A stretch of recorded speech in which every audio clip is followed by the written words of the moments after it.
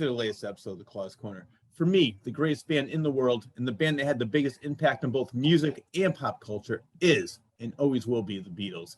Which brings me to today's guest. One was a Mercy Beat musician and acquaintance of the Beatles. The other was a Cavern regular who went on to date both George and Paul. They are also the founders of the most successful Beatles exhibition in the world and authors of The Birth of the Beatles Story. It's my pleasure to welcome both Bernadette, aka Bernie, and Mike Byrne to the Claus Corner. How are you? We're good, thank you. Oh, look at that. Yeah. I have to say, I was telling you off the air, such a great book. I recommend right now, right after you're done watching this interview, go out and buy this book immediately. It's great. Thank you. If you're not, I mean, I have never met a person who's not a Beatles fan, but even if you're not a Beatles fan, go buy it because there's so many great stories to it, and it's all about not only just about the Beatles, but all about that time era, the culture, everything. There's so many great stories in there, and I'm so happy to have you. First of all, I want to thank your daughter Allie and Charles Rosenay for helping put this interview together. Those two are great. I've been going back and forth with your daughter for a while now, and actually it's funny because yesterday she contacted me. I said, well, right now I'm actually watching Paul McCartney at Fenway Park in Boston. And I have to say that was my first time. I can't believe it's my first time seeing him because he's always been one of my favorite. People who go back to this show can hear me say that over and over again, that he is probably one of my all-time favorite musicians / entertainers. But seeing him for the first time was incredible. He played 35 songs, started at 7:15. We didn't get out of there till after 10 o'clock at night, and he was dancing on stage, having fun. And almost every song that he did, he had a story for it, which we're gonna talk about a lot of these, but because you two didn't make any of the stories on stage, but there's plenty of backstage stuff. It's a long time ago. Yes. Well, I want to start off with, because right now I have so many questions, and I know it's where you're in Liverpool, I'm in the US, and it's a little bit later for you. So you have the most successful Beatles story exhibition. Question for you: is it also the largest? Yes, it will be the largest. Yeah, it's about 15,000 square feet. So I don't know how that. Where it's situated is in a building that was built in 1846. It's the largest group of grade 1 listed buildings in the country, and it's just vast. It's underground. It's next to the River Mersey, the famous River Mersey, and it is vast. It takes the whole of the basement of one side of the Albert Dock. It's incredible. Well, just like in the book, I want to get to that, but in the book that you start talking about yourself, and then Bernie starts talking about herself. So I want to get into getting to know you first before we get into the whole Beatles exhibition. So right now, Mike, I want to talk about you.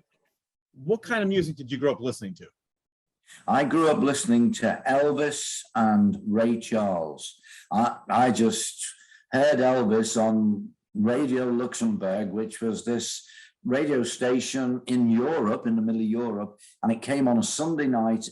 It played the pop music of America, because that's all we had then. We loved the American music, Eddie Cochran, Bill Haley, Little Richard. But when I heard Elvis's Heartbreak Hotel, oh, wow, that was, that's what I want to do. Oh yeah, well, I'm glad that you did do that, because you had a pretty good career yourself. And I want to talk about, it's at the end of the book, but you also talk about it in the beginning of the book, the poem, Someone Said It Couldn't Be Done. How did that influence you? It was well, I had an accident when I was 9 years old. I was almost killed. I fell into a road, and a coal lorry, I don't know if you know what that is. It's a big lorry which carries coal around, delivers coal. It went over my hand, and it crushed my hand completely.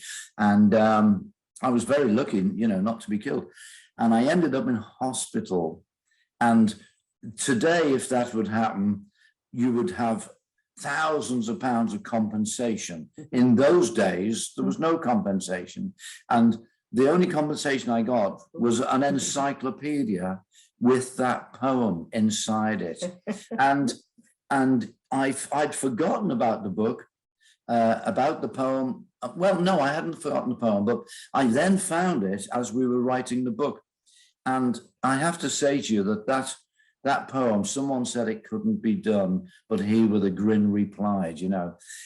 And it in different times of my life, you know, when we've gone through some good, bad times, I've always thought of that and gone, you know what, someone said it couldn't be done, but you know what, I'll have a go. And, you know, I did. That's what we did with the exhibition. I love that. That should be, everybody should live by that phrase, because so many people say, oh, you know what, I don't know, I didn't have the, you know, great upbringing, I can't do it. It's like, you know what, if you really want to do it, or people say, I didn't go to college, so I didn't have enough money for that. My grandfather, I always talk about this. He built the road that we lived on. He built most of the houses. And I asked my mother, I said, well, how do you learn how to do that? She said, well, he went to the library. This is long before YouTube and Wikipedia and Google. Yes. So he went to, so if you really want to do something, it can be done. And I love that mentality. And I'm glad that, I'm so sorry that happened to you, but I'm glad that they actually gave you that encyclopedia that had that in there. Yes. Brilliant. Who was the king of skiffle? It was Lonnie Donegan. Who's he? Lonnie Donegan, Yeah. who was part of the Chris Barber Jazz Band, and they would visit New Orleans every year for the big festival. They play there. They knew all the guys there, and in between sets, because unlike rock and roll bands, we go on now and we do 2 45-minute shows, and that's pretty well it. Or sometimes, like Paul McCartney, you do 3 hours. But in those days, jazz bands were expected to play all night, and they do 4 or 5 hours. So to have a break, some of the musicians would go off, 3 would stay on, and Lonnie playing. I think he played the ukulele then before he took up the guitar.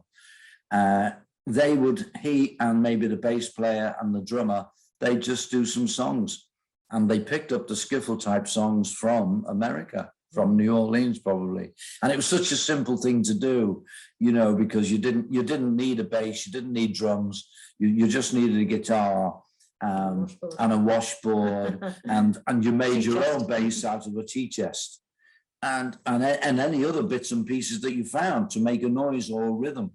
And you know, Lonnie Donegan came along before, well, he was 1957, so just after Elvis, and he came along then, and every lad said, oh, that looks good. And you look good with a guitar, you see. In a band. You impress the girls if you can play a guitar. You know, it's funny. I hear a lot of people say the reason I got into music was to impress the girls, like when they were young, 15, 16, 17 years old. What did you do for the music? No, mostly to impress the women. yeah. Who needs music? Let's just get a guitar. All right. Now, who were the Thunderbirds and how'd they get their start? Thunderbirds. Oof. I lived in a road, you know, in Liverpool, and my mate over the road was learning to play the drums. And so we got together, and he said, oh, I work with a guy who plays guitar. Because I was only singing at the time. I played bass. Because I lost a thumb, you know, in the accident, I couldn't play guitar properly because it wrecked my fingers as well. So, but I could play bass. So I learned to play bass, and we got a guitarist. And the Thunderbirds became a kind of an instrumental group. We were doing a bit of Elvis. We were doing the Shadows and the Ventures instrumentals. Some Cliff Richard. We had Cliff Richard here.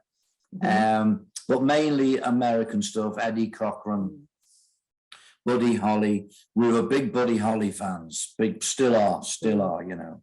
So yeah, that was Mike and the Thunderbirds. And then we went down to Butlin's holiday camp, and one of my heroes was another band, which was Rory Storm and the Hurricanes. And of course, Ringo Starr was the drummer. And so I used to go down on holiday, but take part in the talent competition. So I sang with Rory Storm quite a few times. I became very friendly with him, and Ringo would back me. like it. Well, as people who read the book, we're going to talk about this. You two go way back with the Beatles, even before the Beatles, for the most part. Yeah. We do. I want to talk about this because you had a residency at the Black Cat Club, and that's where the Beatles rehearsed. So you knew them, as I just mentioned, from the very beginning. So you knew them with Pete Best. What was the chemistry like with them back then? It was great. Pete was a very good drummer. He kept the beat going really well. I mean, you've got to give Pete so much credit because he was the guy who started with them, went to Hamburg with them, and he was the in the embryonic Beatles. And if Pete hadn't been with them, they wouldn't have got as popular as they did in Liverpool, I don't think. Pete had so many girl fans, didn't he? Oh, he did, yeah. I wasn't a Pete fan particularly, although he was very pleasant. He was a nice guy, but he did have a good girl fan following at the Cavern. He was. Is there any truth to the fact that so many rumors about why Pete Best was kicked out of the band? Was it because some of the other members were jealous because he was getting all the girls? That's what a lot of the rumors are. But I mean, I'd like to right now, right here, Claw's Corner exclusive. Is there any truth to that? I would go on. Say yes. I'd say no. It was mostly the lads that were annoyed when he was thrown out. There's probably 4 or 5 reasons. And one of the latest reasons that I came across in the last 4 to 5 years was his mother, Mona Best, was an issue with Brian Epstein because Mona was kind of their unofficial manager at a time. She was getting them bookings. She booked them into her place, the Casbah, all the time. And she was getting them other bookings because Pete, her son, was in the Beatles. And when Brian Epstein came along, I think he and Mona clashed. Because I think Mona was probably pretty annoyed that this guy from NEMS comes in, I'm going to manage the Beatles. So I would think that there's a Brian Epstein link here with all the other reasons with George Martin saying he's okay, and also the personality thing that was with the rest of them. So I think it's a mix. That's the best answer I've ever received regarding that question, because so many people I talk to who are Beatle fans, Beatle aficionados, and they always just go with that one because that seems like the most, oh, well, he got all the women. And I know the fans weren't happy. So Bernie, why don't you tell me what George Harrison received when they found out that he was kicked out of the Beatles? A black eye. Well, he did. Yeah, I was there, but not until George had got the black eye. Oh. I went to the Cavern one lunchtime and there was kids standing outside saying, have you heard what's happened to Pete? Have you heard what? And I said, no, what's happened? They said, he's being thrown out. And there was a lad, I think I remember his name, but I better not say it in case he sues me for defamation, who apparently George had come up to have a break in the lunch break, and he'd be waiting at the door, and he gave him a punch in the eye and said, you forced Pete out. It wasn't George's fault particularly, but he was the unlucky one at the end of the unhappy man. So I don't know. It was he was very popular with the girls, but so were all of the Beatles. They all had a fan following. Did they take to Ringo very quickly after Pete was kicked out? Well, Ringo was already known because he was with Rory Storm and the Hurricanes, and he'd been with various other bands, and so he was known. And of course, if you knew anything about music, you liked the way he played. So the lads soon came around to accepting him. He was sort of, fitted in just perfectly, I suppose, at the time. Although, some of Pete's fans still resented him, but it didn't seem to affect the group's popularity at all. I was going to say, it seems like they did okay after Pete left. I think they did, yes. They did Okay, yes. They had some minor success after Pete left. Yeah, and he achieved something at the end after the anthology. I'm happy to say he did get some kind of a recognition from the whole group after the anthology came out. You've probably heard that story. So Yeah, I did, and so I love hearing that. And I also love that Charles Rosenay, our mutual friend who does a Beatles tour in the US, Beatles conventions, and he also takes people to Liverpool. He was saying he was working on getting a tour with Pete Best opening up for Ringo's All-Star Band, but that wasn't working out for him for some reasons. But that would, I think the fans would love that. They have a chance to see Pete Best, and then they get a chance to see Ringo with his All-Star Band. I think it's a win-win situation. I mean, I don't know. Charles wasn't sure. I mean, he said it wasn't working out, but he couldn't tell me why. I guess there was some. I don't think Ringo would fit in, do you? Somehow? I'm sure that would be from Ringo's side. Yeah, I don't think Ringo would do it. Although Pete might have decided, hang on, they're too famous now. I don't really want to show. You know what? When we speak to Pete, which is not that often, but when we speak to him, he says, look, you know what? I've got nothing against them now. He said to us once, he said, I'd love to sit down with Paul and have a chat with him. That, no, why did you kick me out?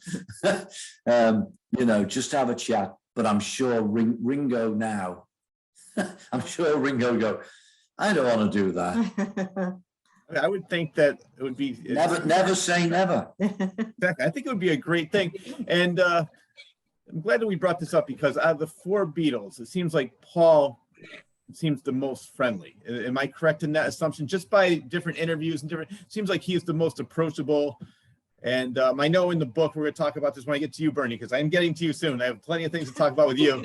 But there's when you made Paul a birthday present and you were saying. Yes, that was a birthday present. But I was a hairdresser at the time and I had a client who used to make little dolls. She would knit them, and stuff them and they were like a little knitted soft toy. And so we decided we'd make one in the form of a beetle. And it would have a face and it would have the woolly hair that looked like a beetle cut. It had a little shirt on, which was a green and white striped shirt, similar to what they wore occasionally, denim jeans, and it had a little metal guitar around its neck. And I got excited and he said, oh, we want to can we give it to Paul ourselves? And this was Paddy Delaney was the doorman, and he used to stand outside the band room door making sure the girls didn't go in. It was the only place the Beatles got a little bit of peace. Anyway, he let us in one day and he said, okay, go on, you can go and give them his present, Did I tell that story in the book? Yes. I can't remember what I've written in the book.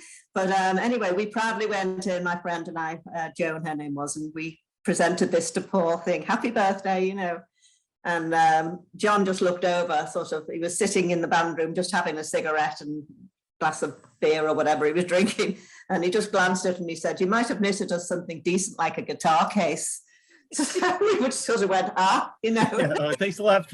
I'm so glad you appreciate it, Jet.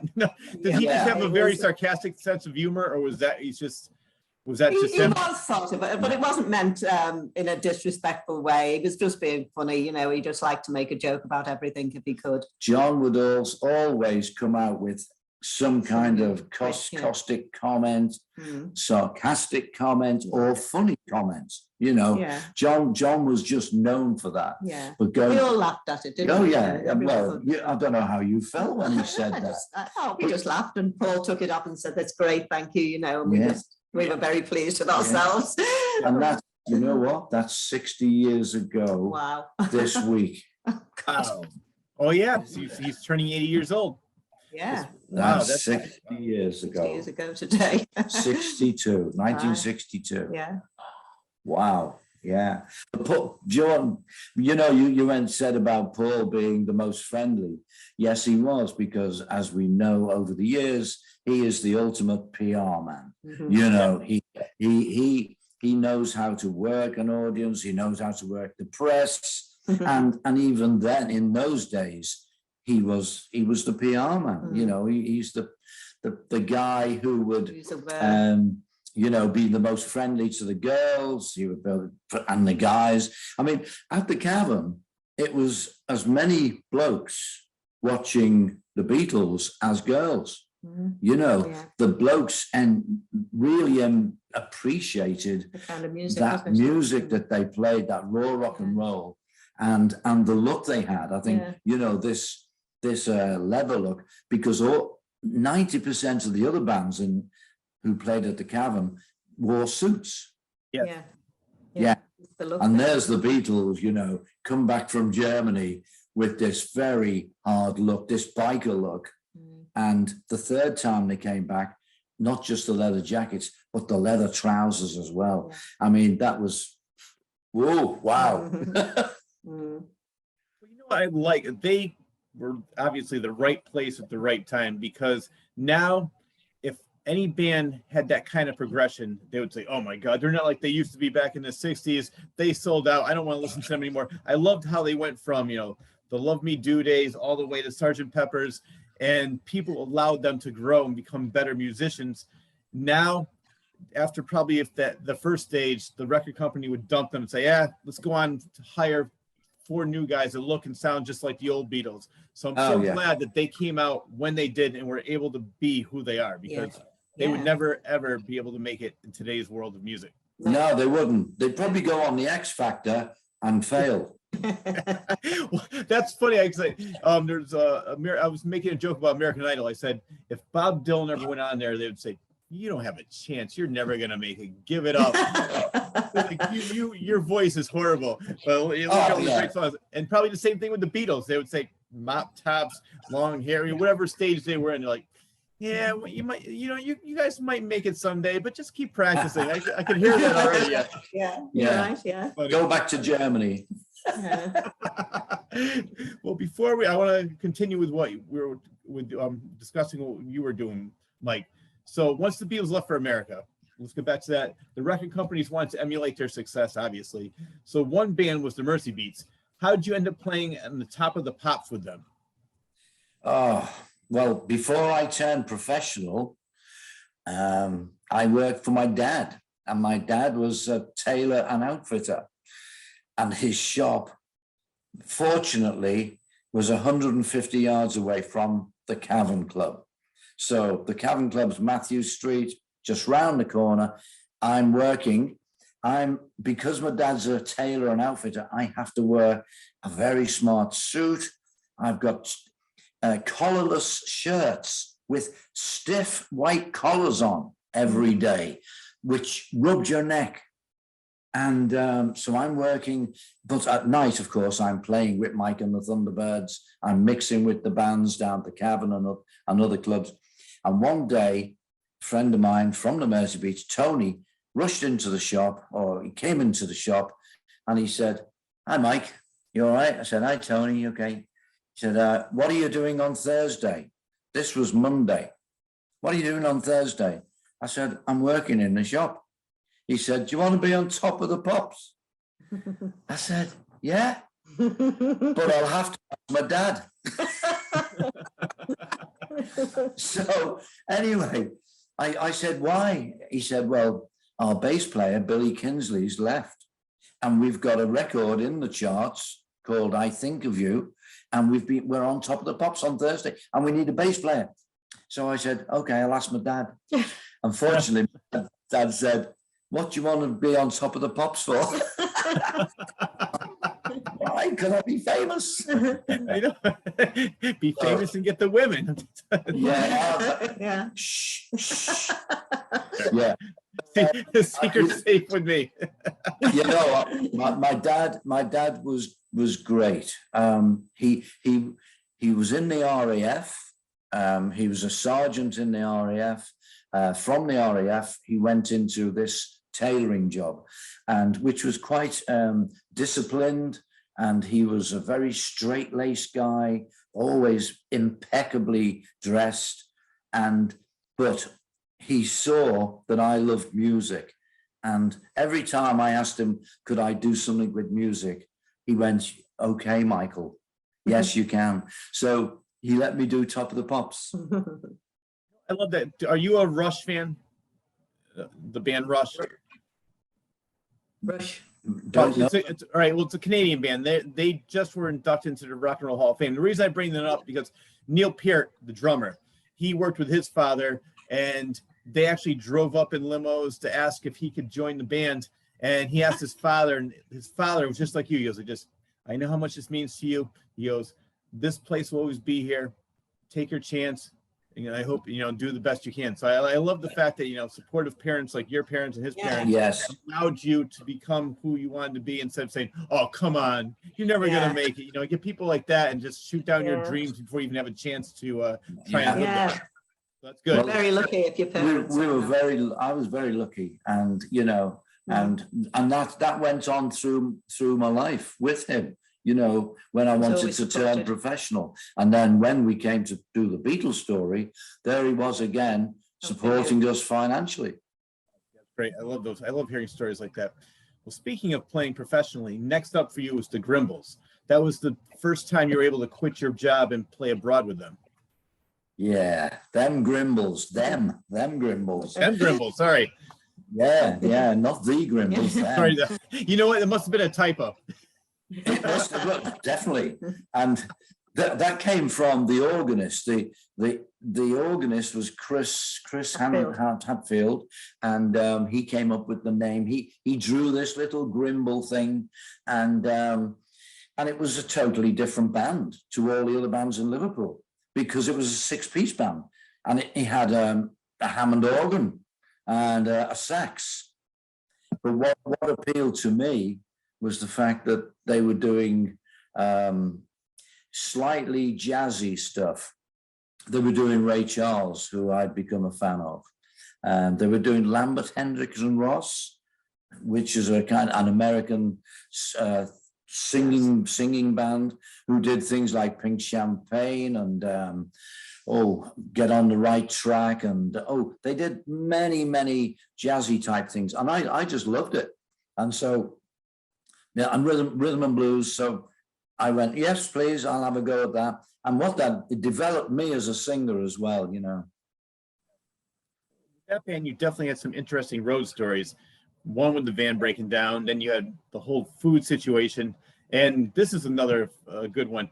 You had a room underneath the club. Oh, yeah.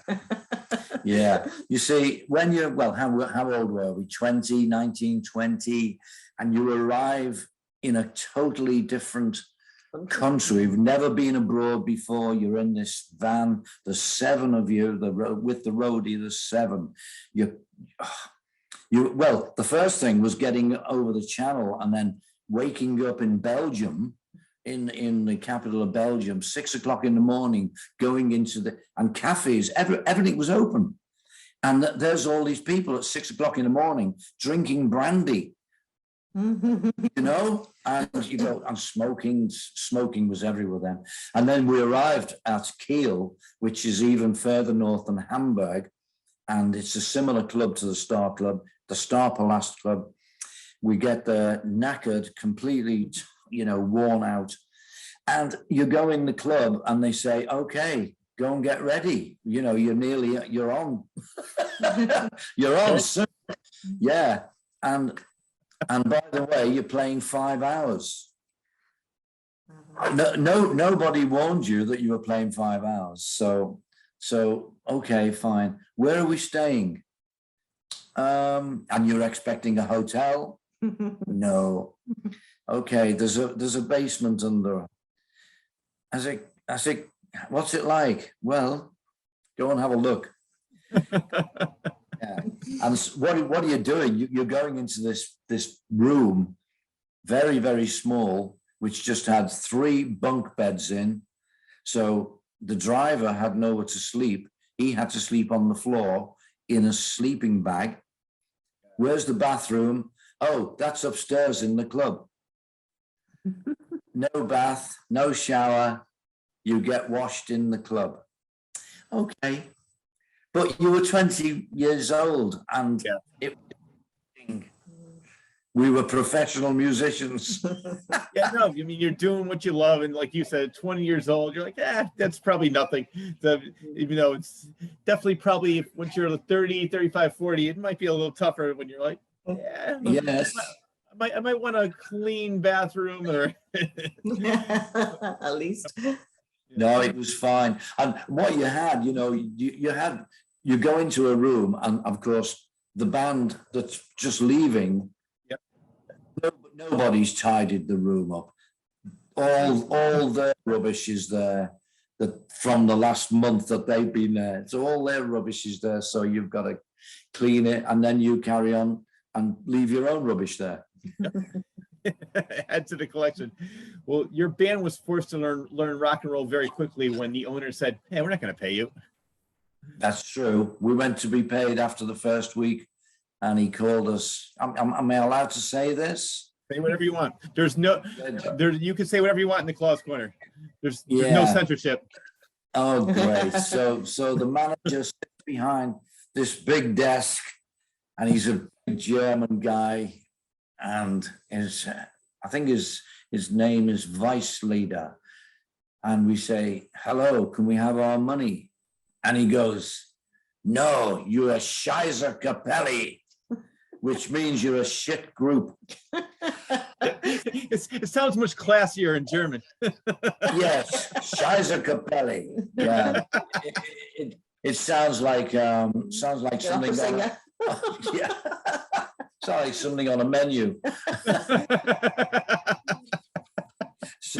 So we said, okay. When we get paid, he said, you play rock and roll, you play Pretty Woman, you play Chuck Berry, then I pay you.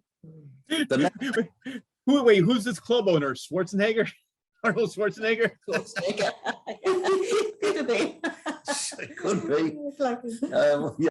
He was tough, I tell you. He was tough, and he had tough bouncers as well.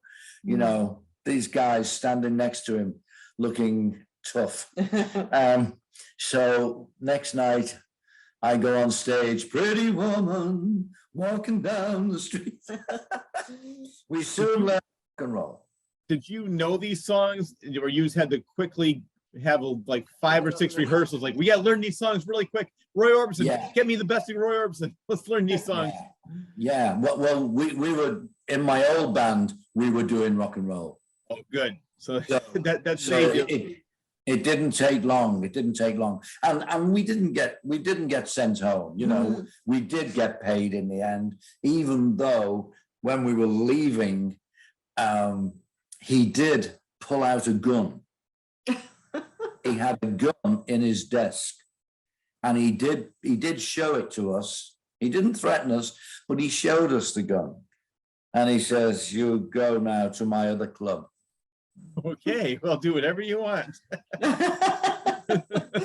That's, I hear a lot of different stories from that era, and one example is Tommy James and the Shondells, where they say the mafia ran a lot of the bands, a lot of the clubs, but Tommy James, for one, said the mafia was great to him and they treat him very well. But I do hear a lot of stories like that from that era, where they were sort of strong-armed, saying, "You're going to do what I say." Yeah, I think the clubs are still like that. We didn't have that, but we heard lots of stories through the years from in different clubs, and not just in the the rock and roll clubs, but later on in the theatre bars and things like that. And there was an element. There was always an element of gangsters in any club. Yeah. Later on, when I was running a nightclub, big nightclub, we had a singer on, and the local gangsters wanted him to sing again, and he said no.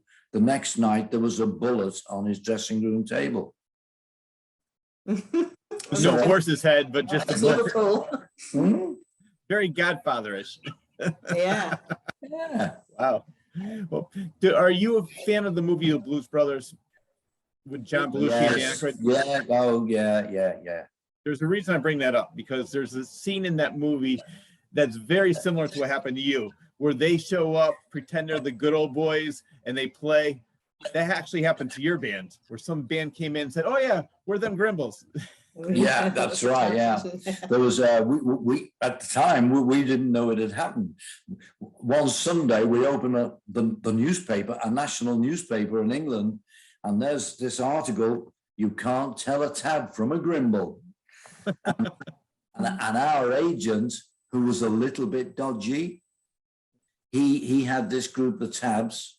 We were already working. Someone out of town said, "Oh, I want the Grimbles, them Grimbles, please." And he said, "Yeah, what date do you want them?" "Oh, you know, June the 30th. And he looks at the book. "Grimbles are working. Hang on, I'll send the tabs. He won't know the difference." So that's what he did. He sent them. And of course, the guy did know the difference. He had a picture of us, 6-piece, and they were a 5-piece. So he put 2 and 2 together and went. And so instead of just having a go at the agent, he went to the national newspaper. So that was pretty good. You have a lot of interesting stories. Again, I stress, buy this book. Even if you're not a Beatles fan, which I cannot imagine you are not a Beatles fan, this book is great. And Bernie, I cannot wait to get to your stories because you have some really good stories too. But for you, next up for you was the Roadrunners. Oh, the Roadrunners were where if you know, out of the 350 bands that were playing in Liverpool, the Roadrunners were in the top 30, I would say. Yeah. And I wasn't in the original Roadrunners. They'd been going a few years before me. They'd done the Star Club. They didn't have a recording contract, but they did have they recorded for Star Club Records. And then a couple of their guys left. I was doing similar music that they liked. I had my voice had developed into, you know, a little bit bluesy by then, and they were looking for a singer. So I joined the Roadrunners, and I was really pleased to join them because they were well known in Liverpool, you know, and I loved them. And they also said that we've got a recording contract with Fontana. And I said, okay, that'll do, you know. So there was a recording date in. But immediately we were back in Germany with the Roadrunners, working in Frankfurt, Cologne, Hanover. The Frankfurt one was close to the American air bases or army bases, you know. And it was quite a lively club because on a Saturday night, the US, the GIs would come in, the Germans didn't like them, and there was always a great fight. And it was like the OK Corral, and the chairs and the tables would fly, and we never stopped playing. The show must go on. So we were playing, and the chairs and tables are going across the front of the stage. That, you know, that was exciting. The Roadrunners was a great band. We played everywhere, every venue in Liverpool, and you know, as I say, abroad. And we had one of the, you might have read somewhere that the Beatles did the Riverboat Shuffle. Yeah. And on the Mersey, we had this, what we called it, the fish and chip boat. It was the Royal Iris. And there would be concerts on there all the time, not just beat groups, but jazz bands. The Beatles played with Acker-Bilk, who was a famous jazz guy in UK. And the Roadrunners, we were booked on that a few times. And the Cavern, the Iron Door. And it was an exciting time. And we recorded at Fontana Records 2 songs, but they never got released, unfortunately, you know. But that's, and then the acetate was found 60 years later in a car boot sale in Sweden. God. Yeah, that was good. So there's the acetate. So I do have a copy of that recording now. We did Mr. Pitiful and Monkey Time. How did you find out about that? Did somebody contact you saying, I have this and do you want it? they went onto the guy went onto the Roadrunners website Oh. and got in touch with the other Roadrunners, you know, the guy who ran the website, and said, hello, I have this record in a car boot sale. Wow. I love it. So Incredible. you bought it from him?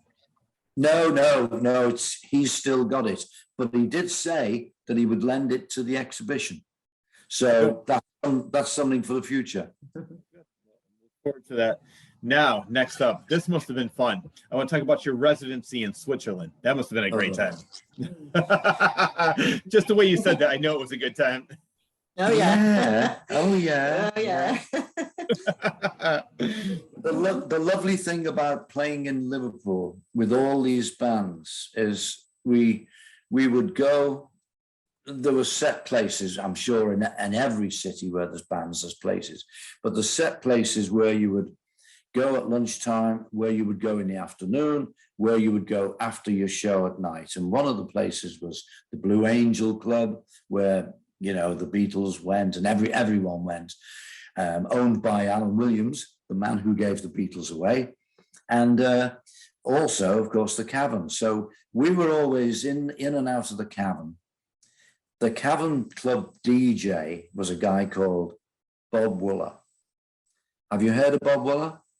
From your book, yes. Yeah. Bob Wooler was a lovely guy. He was the DJ host. He booked all the bands. He presented shows at other venues, and he helped the bands as much as he could. That's all the time. He was helping the bands, you know. Anyway, we were in we just finished a lunchtime session, and we were in his office. The phone goes, and he's on the phone, and I can hear him going, yeah, when, where do you want it, where? Oh, right, hang on a minute. I've got the Roadrunners here. Mike, do you want to go to Switzerland? What for? Well, there's this guy from London. He's having his 21st birthday there, and he wants one of the Liverpool long-haired groups. Okay, right. So I'll ask the lads. So, do we want to go to Switzerland? Yeah, let's go. When is it? And it was quite soon. It was, we for some reason we had some work, but not a lot. So they wanted us for a month. And we said, okay, how much is it? £10 a week, which is not a lot of money, but it was all found. Yeah, all the expenses, accommodation, you know, food, all included. But it sounded so glamorous, you know. Yeah. Switzerland, playing in a ski resort, and wow. Anyway, so as you read it in the book, we tell the story of getting there. Again, we had to take our equipment by train this time, not by van. It was on trains. We fell off trains. We fell into Switzerland, and they have a funicular railway, not steam. It gets pulled up the mountain on traction. So we wait we're with all the skiers going up to Gstaad, and we've got all our equipment. And we must have looked such a mess because we're in jeans, you know, jeans and ordinary jackets, no ski gear. Everyone's in ski gear, you know, and everyone's warm. We're freezing to death, and we get there. But what a great gig it was, because we're working in a fabulous place called La Lampe de la Dan. And it's a big restaurant club. And we start, the first show is for this millionaire's 21st son, you know, 21st birthday. Yeah. With all his millionaire friends. I mean, they were so rich that they could afford to fly their cars from London to Gstaad, you know. That's rich. That's the money. So they loved the band. They loved the band because we were such a novelty, you know, the long-haired lovers from Liverpool, you know. It was, and of course, we were lucky to mix with a few celebrities. Talk about that. Richard Yeah. Burton, Elizabeth Taylor.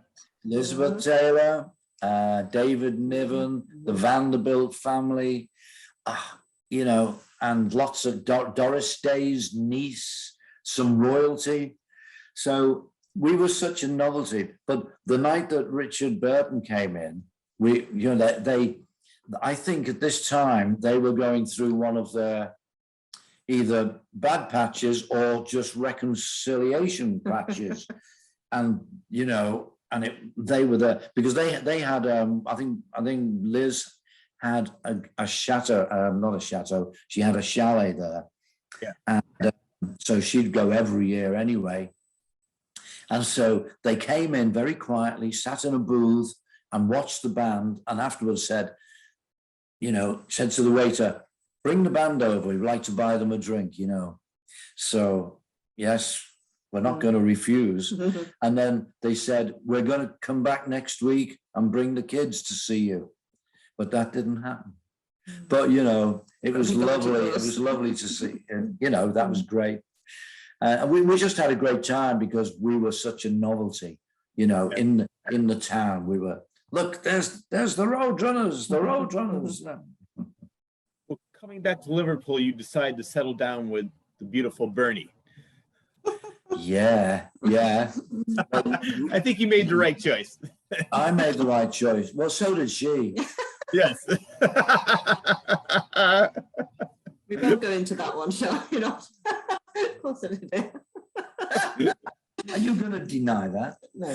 Hey, yeah. So I come back and yeah, the Roadrunners were doing okay. We were doing okay, but you know, I'd been in bands then from 6 years, and what Liverpool had changed because all the enthusiasm for Liverpool bands was over from the London agents and the record companies. They got everything they wanted from Liverpool. So Liverpool was, they'd gone back to London, the agents. So there wasn't as much work and it wasn't the same. Clubs were changing, So I got a bit fed up and thought, you know what? I'll settle down. I'd met Bernadette before I went to Switzerland. We'd met locally, and I thought, wow, she's a gorgeous. She's a bit of all right, and she looked like Bridget Bardot, who was I was, and yeah, we really got on well. But the great thing about Bernie was she. Despite me being in a group, she agreed to go out with me. Yeah, I'd had enough of groups really, but because everybody you went out with was in a group, so to a penny, as it were. So you gave Mike a chance. I left the band and I said, well, you know what? I better get a proper job again. So my dad took me back. I love it. All right, Bernie, are you ready for your close-up now? I want my audience to get a chance to know you now. So okay, let's go back to what they want to know. Let's go back to the Bridget Bardot years. Tell me about your upbringing and your musical taste. Well, my parents were, I won't say they were musical, but they loved music because they loved dancing. In the early days, it was ballroom dancing in those days, and I was a small child sent to learn how to dance. And I mean, it's something that still continues to this day. I still love to dance when I can, if I'm not, if I don't trip over my feet or something nowadays. But I still, if Mike's playing or I go to any of the gigs, still like to get up and have a jive nowadays. And it was always that our house was very lively. My dad liked a good time, and whenever they would go out for an evening, they would bring all the friends back to our house. A bit like, you might have heard Paul, used to say they had a piano in his house. Ours was the same. We had a piano. and someone who could play it would play, and they'd all be having the drinks, and like the party used to go on even after the dance was over. And so it was a musical household, but none of my family, well, not really, none of them were musicians in any way, really. It was just mostly the dance music, and that carried on, really, didn't. Well, I met you, but you couldn't dance, could you? Sorry about that. I think it was the music. When I saw well, actually, I worked as a hairdresser. I became a hairdresser. Yeah. And I was working in a salon in part of Liverpool city centre, which was actually above the Nems shop, Brian Epstein's record shop. It wasn't the large one that you see in all the photographs. It was, they had furniture and pianos, first of all, in a place called Walton. And then Brian opened a record business in Great Charlotte Street. And the salon I was working at was 2 floors above. So we could easily nip down the stairs into the record shop. And, they used to have these listening booths where you listen to the record for a bit and decide if you want to buy it. And we would go in and listen to them and then just say, no, thanks, and walk out. But after a while, Brian got wise to this, and he'd come down and look down the stairs and see if you were in the booth, and then he'd watch to see if you went to buy it. And in the end, he kind of barred us from coming in just to listen to the records for nothing. But as this was happening, I'd heard of the cabin, and I'd started to go to the cabin in my lunch hour. It was about a 10-minute walk, well, actually more like a 10-minute run from where I worked, but I could get there in my lunch break. And so I used to go down, and I'd already seen the Beatles performing actually in a little sort of youth club place out of town. And I'd seen them perform when they first came back from Germany. It was the last time they'd been to Germany, wasn't it? And I'd gone to see another band at the time, because we all used to go to youth clubs, and the live music started to be played at all these youth clubs. And we'd seen a group called Farron and the Flamingos, who did a kind of Elvis takeoff. And although I wasn't an Elvis fan, we thought he was very good. So we went to Hamilton Hall one night, and the top of the bill was the Beatles, who'd just come back from Germany. And like Mike said, they were there with cowboy boots on and leather jackets, and we thought we'd never seen anything like that before. And so it was, wow, it's they look exciting. So then when we heard they were playing at the cabin, and I was working in town, my friend and I used to meet, and we would always get down to the cabin. There was 3 of us at the time, and whoever got there first used to try and get the seats near the front before the Beatles came on. And so there are some photographs in the book, of me sitting in what looks like an alcove in front of the stage. And that's because whoever was there first would keep that seat, that row of seats. And that's just how it started. And we began to follow them to all the clubs they used to play at, and so on, until they decided after Love Me Do, they were going off to London. So, but before that happened, it was so easy, the access between. Well, yes, wasn't it was, because as I say, we made Paul this little birthday present, this little Beatle. And he got to know, or they all got to know, the fans that were going there regularly, and everybody would chat at the back of the cabin, and they'd have a coffee. And it was just, everyone was just very friendly, really. And then we used to go, there was always another group on after the Beatles, or usually was, and we would go home. We had to be in by a certain time in those days. And I remember one time walking up Matthew Street, and Paul and John came driving by in their car, and just asked us if we wanted a lift home, which we of course jumped at, and got in his car and said yes, thank you very much.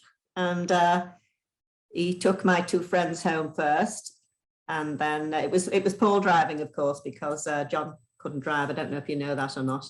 He didn't. Well, he didn't. No, he couldn't drive, but I know in the book that you talk about how he was not didn't driving. have a license. Yeah. And it was Paul. And when we got to my house, John just turned around and said, "Paul will be around to pick you up tomorrow night." Okay. And I, what? Kind of what? Well, I didn't say what, but I felt like, So I said something stupid, and I said, "Well, it's no good, because I don't finish work till 6. I don't get home till 7. So it's no." I don't know if I put that in the book, did I? To which yes. John replied to me, "Well, he's not asking you to marry him." Yeah. No, that was in the book. You talk about that. I can't remember what I put in the book. And anyway, Paul walked me to the front of the door and we made arrangements. And the next night I went out with him. So that was part of it. Well, I want to get to that first night because there's an interesting story there. But before that, I guess George used to give you ride homes yeah, and he then, did. but he was very shy and he didn't ask you out at first. No, he didn't. But he gave me quite a few lifts home. Actually, yeah, he was a very well. He was the quiet Beatle, wasn't he? They said he was the quiet Beatle till you got to know him. That was, and then yeah, when I'd had a few lifts home off George, and then one day I got home from work again about 7 o'clock at night, and there'd been a note pushed through my door asking me to ring him, and so I did, and that's how it started. So History. But before that, though, I want to talk about the next night when Paul comes over. He's talking to your father. Oh yeah. Let's just say the night was electrifying. It was a very hot night. Yes, not in that, but not in that sense. Don't tell You haven't told me that one. I'll let Bernie tell us. You know more than I do. I got the uncensored version of the book. Think what have I put in the book? Yeah, go on. Yeah, we used to have a coal fire, and which was open at the front, and sometimes to light this fire, you would hold a piece of newspaper up at the chimney breast, and it would draw the flame up the chimney. Anyway, I wasn't quite ready because I was late getting home from my work, and I was upstairs getting ready when I suddenly heard my father shouting at the top of the voice. I can't repeat what he shouted because the swearing was, well, he'd gone out to get some more coal, and by the time he came back in, there was bits of flying paper going all around the room. It was, and what had happened, he'd asked Paul to hold the paper against the grate, and it had caught fire. And poor Paul, he was there looking very nice in a lovely corduroy coat, and he bought me a box of chocolates, and he was standing there not knowing which way to look, and all these bits of flame flying around the room. And ever after that, my father called him the man that nearly burnt our bee house down. That's I don't think fun Paul would first remember date. that somehow. Well, what I also found funny was what was Paul's reaction when you answered the door, or he saw you for the first time, and he said, "Oh, I didn't realize you wore glasses." Oh yeah, that was in the cinema. I used to wear glasses, but I hated wearing them. I never wore them if I didn't have to wear them. I didn't, But when I was at the cinema, I found out it was a bit blurred if I didn't put them. So I sat in the cinema and I sneaked them out of my bag and stuck them on. And he kind of looked at me, didn't know you wore glasses like that. And I immediately sort of whipped them off. It was kind of an unwritten law, wasn't it? I don't know, boys don't make passes at girls who wear glasses, they used to say. So That's funny. Was that your last date with him? I only went out with him once because they were at that time when they were suddenly going to London the next day, or going to Germany, it just sort of ended. I did meet Paul. I met up with him a few times later, didn't I, at various functions. And when they opened LIPA, his school here in Liverpool. Yeah. I met up with him then, and he was very friendly and chatty. I thought, he'll never remember me. He's met so many people, but he did. And it was, we met him a few times after that, didn't we? Yeah. But I think, no, you went out with George after Paul, didn't you? Paul, yeah. I mean, Yeah, I want to talk about that because you went on that one date with Paul, and then how did you and George end up going out? Well, actually, on the time I went out with Paul, he actually took me back to Rory Storm. You heard Mike talking about Rory Storm. He took me after the date back to Rory's house, because they used to often go there for cups of coffee and things like that, And when I arrived there, George was sitting in the armchair, like as if he lived there. He was sitting there having his hot chocolate. And anyway, Paul was talking away to Rory's mum, and George was chatting away to me. He was much more friendly in a way, really, on this night anyway. And when we left, it was a very snowy night. I remember, I think I put that in the book, didn't it? It was a very snowy night, and for some reason, George ran up behind me and lifted me up. You sort of, you know, when someone comes up behind you and lifts you under the arms, and we both fell flat on our backs in the snow, which was, I thought was very funny. Paul, who by that time had reached his car, didn't seem to be amused and didn't seem to think, and kind of looked at George as if, oh, you fool, you know. Anyway, I think they made friends. I don't think they fell out over it. What are you looking at? When it starts, isn't it? Yeah, that's yeah, it was just after that he put the note through my door. So, And let's talk about that note. What did the note say? Did it say, will you please go out with me?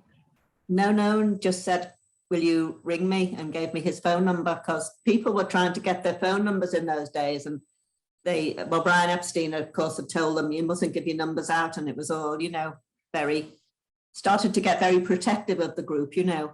In fact, he told them at one time, we believe, that they had to get rid of all their current girlfriends or any that they had, that because the fans wouldn't like it. And in fact, it's true that, because I actually did receive some very unpleasant letters from girls at the Cavern. I have my address, but sort of saying, so-and-so doesn't like you anymore because you've been out.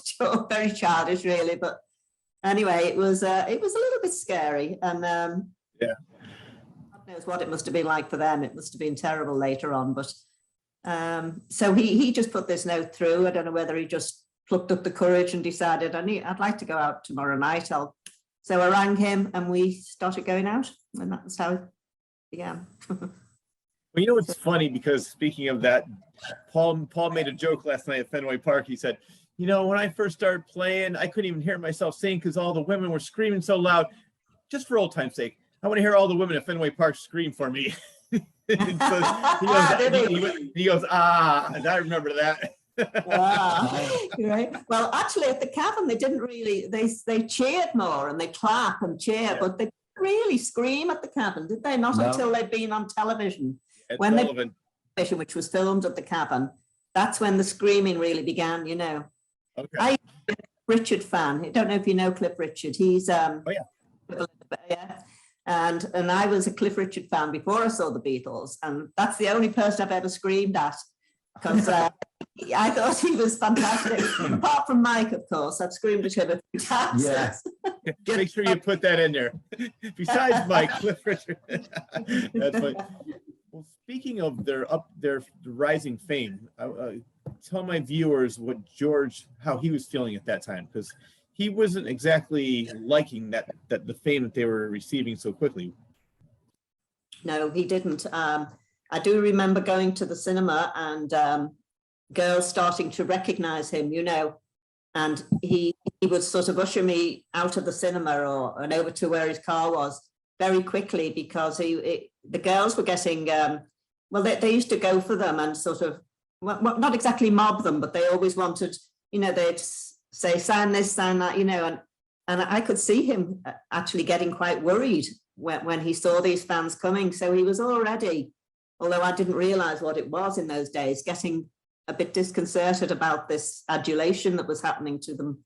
And I think I did put it in the book, didn't I, about Southport, when I went to the Floral Hall. He had a guy who used to help him, like his gopher, and the plan was, his name is Tony Bramwell. You may have read, I think he wrote a book about them at one time, and he arranged to bring George's car to the back of this theatre. His mum and myself had been watching the show, and he said, you get in the car and Tony will bring the car up to the stage door. Anyway, he got the car, and you had to drive over the pavement. It wasn't a sort of proper driveway, and you had to drive over the pavement to get near the stage door. And the girls were all outside the stage door screaming, you know.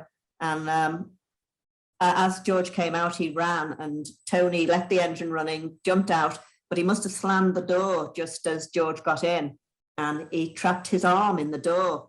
And I don't know if it's guitar hand arm, or I think it was his right arm.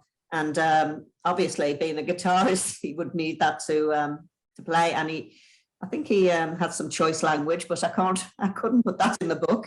But it was pretty frightening because I was in the car with his mum and I could see these girls' faces sort of clawing at the windows, and it wasn't pleasant. So I don't know how they learned to live with it, I guess, as they got more famous.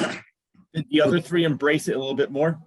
Yeah, I think they just had to. They had bodyguards and everything eventually, you know, they had people who got the cars to them and got them into the cars in one piece, because the girls used to just on them and grab everything they could, you know, any bits of clothing or whatever you name it. Yeah.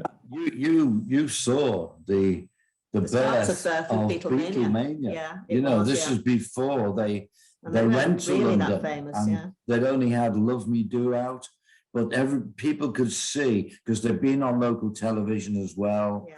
And people could see that there was always a buzz about the Beatles. If anyone made it, it was going to be the Beatles, you know. And then what Bernie experienced that night was, ooh, you know, this is the future for the Beatles. Yeah. Wow. Well, speaking of Brian Epstein, I want to go back to that because you were saying he was very protective. Weren't you at the Cavern at the exact time when he came down from the record store and said, "I want to be your manager"?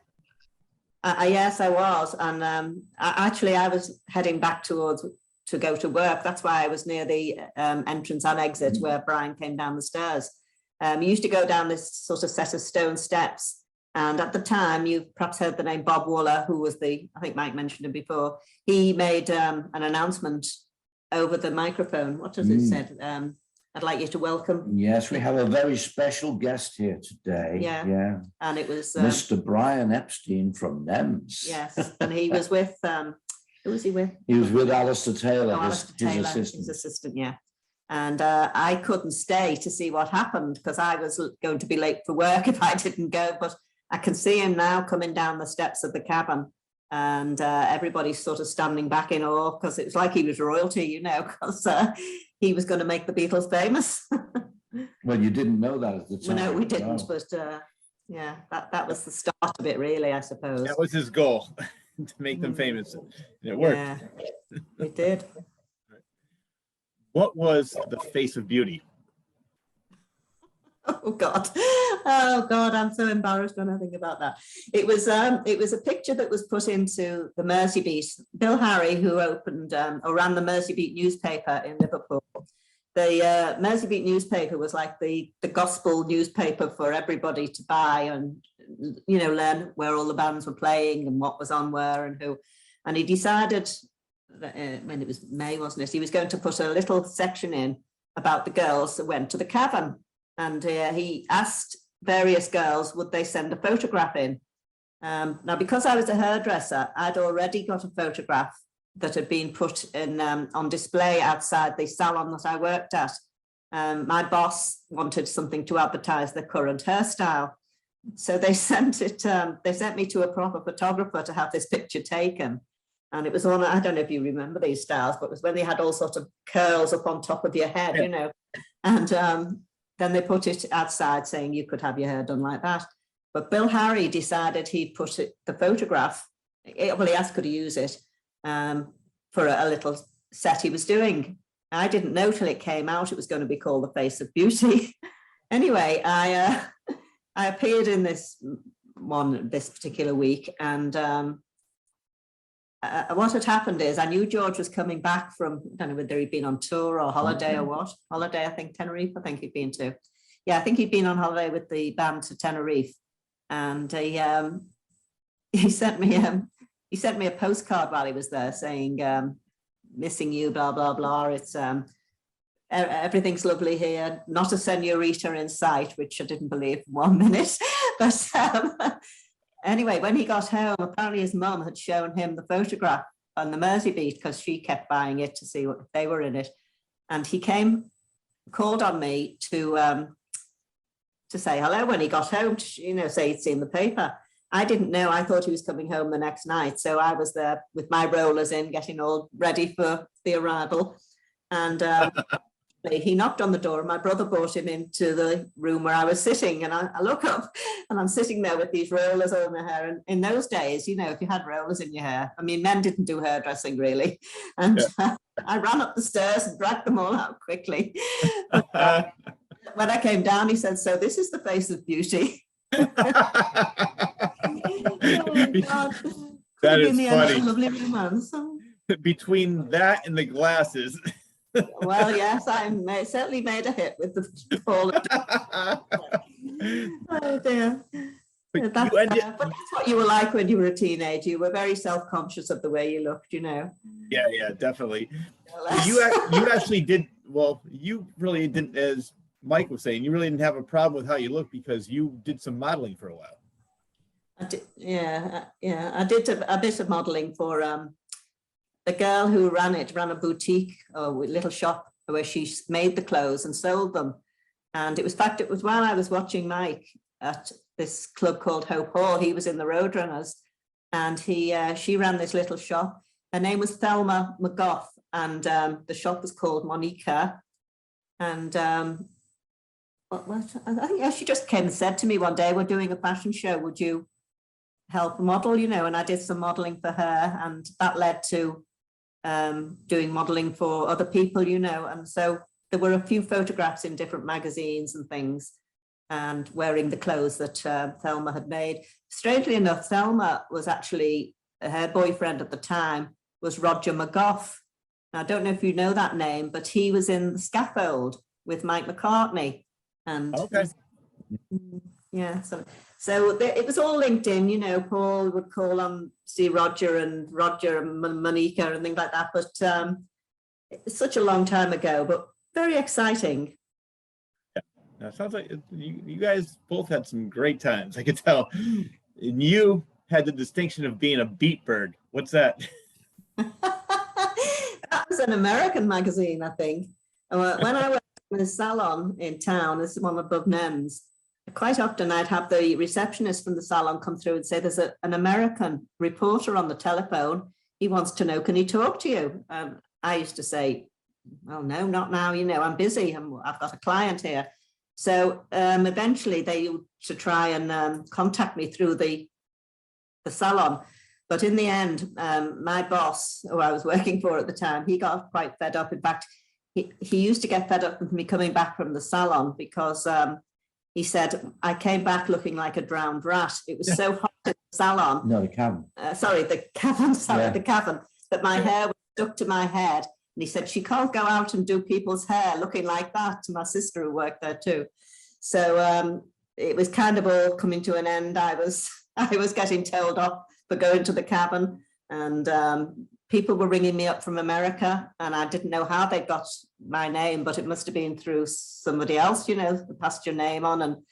And these phone calls were coming. And in the end, I thought, I'm going to lose my job here if I don't watch. But I think that Beat Bird thing, I don't know who took that. I still don't know who the reporter was. So I only got to know about that one because a friend of somebody else that I know was a Beatle fan in America, and he sent me the magazine.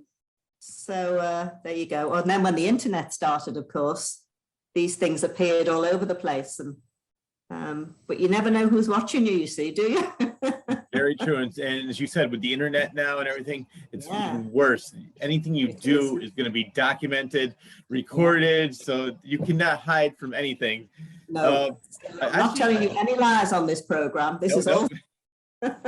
Well, no, that's what I wanted to mention, because I love this book, because not only do you tell all these stories, you have all the pictures to back it up in the show. Like you're talking about the cavern, there's you at the cavern, you're talking about the record store, you're there at the record stores. I mean, there's everything you talk about in this book. It's great because you have a picture to go along with it. And I can't stress enough how much I love this book. Oh, thank you. Yeah. Well, we were originally, Rich, we were just going to do an illustrated book of how we built the Beatles story. And we hadn't even thought about putting our early days in. And it was only when we were interviewed by a broadcaster friend of ours who recorded us. And he went, "This is bigger than the Beatles story, you know. You've got to put your You've got to put the early stuff in. Unfortunately, Bernadette It's a bit of a hoarder. is a hoarder, He goes mad. which she keeps everything. She Well, I kept used everything. to. And, you know, we. I even have the note that Paul sent, that George You- sent me. Well, and thank God is a hoarder. Yes. Because we've got so much stuff to back up everything we tell. No, I love that because as you mentioned, Bernie, the note from George is actually in the book. You can read it Right, yourself if you buy the book. Yeah. And I think what that broadcaster said is correct because look, we've been talking for almost an hour and a half. We didn't even get to the exhibition yet. So that your story is extremely interesting, and I think that it should be told. So I'm glad that that broadcaster said to you, no, there's a lot more to this than just the Beatles story. Yeah. So am I. Yeah. Yeah. Very nice of you. Thank you. Oh, you're very welcome. So why and how did the relationship with George finally end? His touring, his constant being away, and just time ran out. I've met Mike. No, I met George after. No. That one was not in the book, is it? You're getting mixed up. I'm mixing the You're years up mixing it now. up. Yeah, no. I mean, fame Fame took them away from Liverpool. took them away. Yeah. They, you know, all the TV, the record companies, the publicity, it was all in London. Yeah. There was nothing in Manchester, Liverpool, Leeds. A lot of the girls from the So cabin did go everything. down to London. After they left, they went down to London and got jobs down there just to be, you know, they would eventually become the Apple Scruffs. You've seen the Apple Scruffs outside Abbey Road. Yeah. But I had a good job. I'd been threatened with losing it, so I wanted to hang on.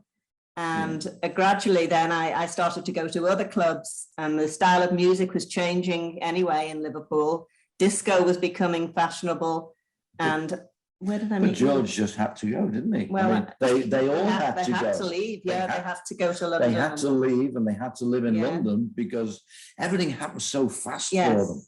And, Yeah. you know, Please Please Me came out. Yeah, That was it. when did they do America? Was it 65? Well, that was 64. 64, But, yeah. you know, every record they made, as you know, was straight to #1 after Please Please Me. Yeah, Every TV company wanted them. They were on tour constantly. yeah. I mean, this is the amazing thing about the Beatles, isn't it? No other band could be as prolific as them. Not just writing hit records, making films, Mm. touring. And They never stopped. 64, they broke America, didn't they? Yeah, But was 65 we met them? yeah. Yeah. But then, you know, they had gone and, you know, Bernadette was left and she said, I'm never going out with anyone in a band again. And then one day we were in the city. I'd met Mike, and I'd met him. Actually, we used to go to a club. We all used to go to this club after the disco clubs and things. We used to go to the Blue Angel. You might have heard of a man called Alan Williams. Do you know him? The Yeah. man who gave us away. Well, Yeah, he so was- actually, let's stop right there. Let's talk about that because I did want to get to that. But Alan Williams, why did he give the Beatles away? Well, Alan was a very, a bit of an entrepreneur, really. I knew him from well before I met the Beatles, really. His wife is a Chinese lady, or was a Chinese lady called Beryl. And his family were very close to my family because when ballroom dancing was fashionable, his mother-in-law was my father's dance partner. And so every Christmas we would spend our Christmases down at their house. They had a very big house. And he married Beryl then. And Beryl, his wife, was a ballet dancer. She was with a very famous ballet company. But Alan was a bit of a wheeler dealer, and he always liked to be involved in things. So we opened, first of all, the club, the Jacaranda. I don't know if you've heard of the Jacaranda, which the Beatles practiced there. They didn't have any microphone stands, so the girls that used to go to the Jacaranda would tie the microphones to a broom pole and hold them in front of them when they sang. So if you ever read Alan's book, Sally, he's no longer with us, but he wrote all about his early days at the Jacaranda and how he took them over to Germany. But he then opened a club called the Blue Angel nightclub, which was where everybody used to go. All the bands used to go to the Blue Angel after they'd been to whatever, they were working at a gig. And well, that's where Mike and I met, actually, didn't we? Well, nearly, Yeah. almost, Almost, yeah. But, What your question was? Why did he give the Beatles away? Why did Alan give the Beatles. give the Beatles away? He said he didn't, but there was a bit of an upset about who'd written the Mersey beat and all that. I think wasn't he had a row after Germany. Yeah. They owed Didn't pay him him. money. Yeah, they wouldn't pay. They him. owed him commission, and for whatever reason they didn't pay him his commission. And he made this statement. He said, "You'll never work again." How Yeah. wrong was he? Yeah. And he barred them from his clubs. Yeah, But once they became famous, yeah. and they became famous pretty well overnight. Once Please Please Me was out, Yeah, they were famous. I don't think I put this in there. I was um, actually with George in the Blue Angel one night when he said he'd seen a band that were, he'd been to see the Rolling Stones, would you believe? And he said, but they're not as good as the Roadrunners. I didn't know Mike by then, but he had said, I heard him say it, they're not as good as the Roadrunners. And of course, the Roadrunners didn't play the beat clubs as much. They played at, well, it was Hope Hall, wasn't it? The All jazzy kinds, type clubs, yeah. you know. But then Brian Epstein actually pleaded with Alan and said, "Look, the boys are sorry about what happened. Will you let them back into the Blue Angel?" And Alan said, "Well, they're a bunch of so-and-sos. They owe me money, but okay, Yeah, let them tell them they can come back in." Brian said, "They're outside now." Tell them yourself. They're right here. People like, Yeah. people like Judy Garland used So- to go there, and famous stars who were appearing. It was the place to go after you'd been on a big theatre or something like that. And so he wrote a book called The Man Who Gave the Beatles Away. But again, Alan, even though he was a pretty good club owner and an entrepreneur, he couldn't have got the Beatles Where they are. where they were. You know, it was Brian Epstein and Brian's determination that got them famous. Mm. Between George Martin and Brian Epstein, those two guys, they had some great representation. They had great people surrounding them to get them where they were. And I love the fact that they actually appreciate that, because just last night, Paul, again, paid homage to George. He paid homage to John. He played a song that George wrote on a ukulele. It was hilarious, but it sounded so great. And he actually did, believe it or not, he did a duet with John last night. Because I'm sure, obviously, the Peter Jackson special came out recently. So he played a clip of that. Yeah. John sang part of a song, and then he did the other part, and it was on the screens. It was Oh, but it was fabulous. Isn't that good? Fabulous, yeah. I'm surprised. The only one he didn't pay homage to was Ringo. I don't know why, but he didn't say too much Well, about Ringo Ringo. does his own, doesn't he? I Hey? think. Maybe he did it to make Pete Best feel bad. You never know. Maybe he thought if I boost. Yeah, he paid homage to Pete Best, but not Ringo. No, he didn't. No. But that's No. funny. Now, nobody would have ever known, like, even back then, Alan would have never known, like, what the Beatles, I mean, like you said, they became an overnight success, but nobody knew how big they were ever going to be. I mean, you knew that they were going to make it, but Yeah. I mean, Tell them to about change that. pop culture, to change the music industry like they did, that will never, ever happen again. Never. No, No, it won't. Were they at the right place at the right time? who knows? You know, who knows? But you know, their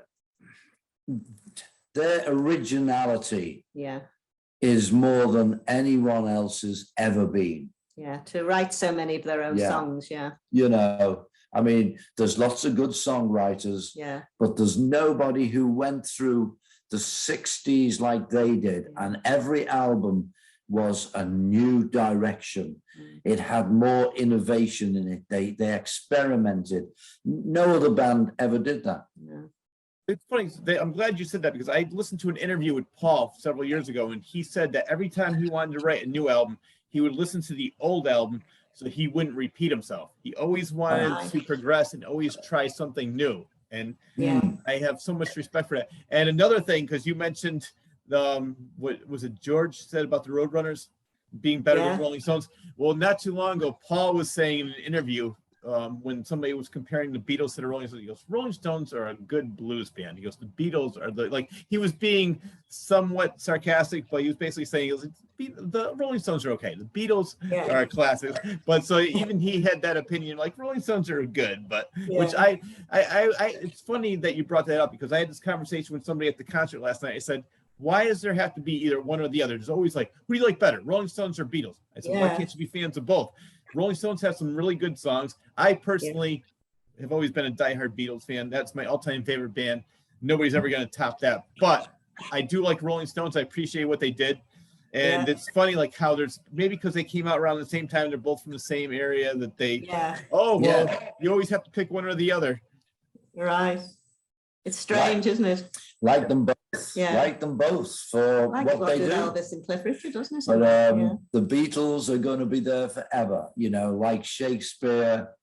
I mean, when they are legends in their own lifetime, I mean, they are given the status now of Royalty. people who are killed, who are already dead for 100 years. Yeah.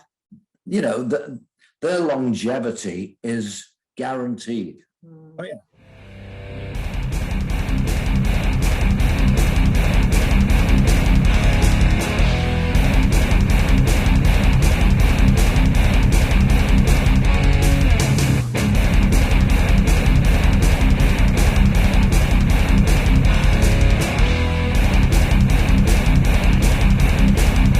From the frenetic mind of author Rich Sear. 5 terrifying short stories, now available in one collection.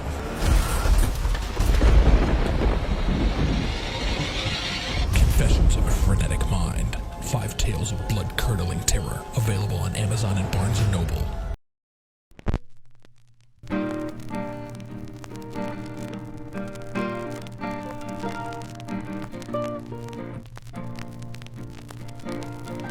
All of a sudden I hear, brim, brim. What's a diaphragm again? Ha! We caught one. They're supposed to be weird. Oh, yeah, no. If you say so. I've always wanted to be in a movie. Waiting around for autumn, waiting around for